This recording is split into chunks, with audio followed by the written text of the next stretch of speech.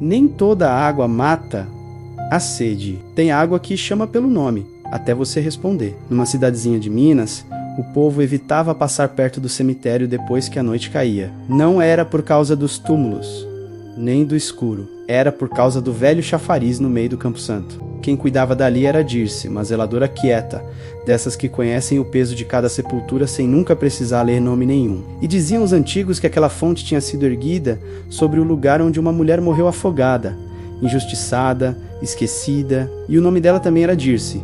No começo, a zeladora achou que era cansaço. Mas toda madrugada, quando o sino da igreja já tinha parado há muito tempo, a água do chafariz começava a correr ao contrário. Subia em fios finos, prateados, como se o fundo puxasse o céu, e na superfície surgiam rostos pálidos tremendo na água, abrindo a boca devagar, chamando sempre o mesmo nome: Dirce, Dirce, Dirce.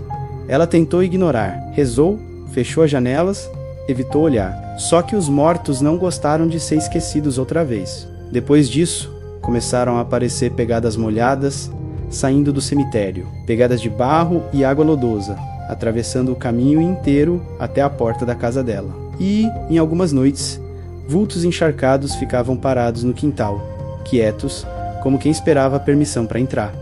Não pediam nada, só escorriam água escura no chão e viravam o rosto devagar na direção da janela. Foi então que Dirce entendeu a parte mais terrível daquele caos. A alma afogada que vivia na fonte não queria só justiça, não queria vela, não queria oração, queria descanso, e para descansar, precisava que outra mulher com o mesmo nome descesse para o fundo no lugar dela. Numa manhã de neblina, encontraram o chafariz transbordando, mas não havia chuva. Dirce tinha sumido, e desde esse dia quem passa ali à noite jura ver dois rostos boiando na água. Um chama o outro, parece pedir que ninguém responda, porque tem lugar em que a morte não leva embora, só troca de nome. E você, teria coragem de cuidar de uma fonte dessa sabendo que ela conhece o seu nome? Conta aqui nos comentários se na sua cidade existe alguma lenda assim.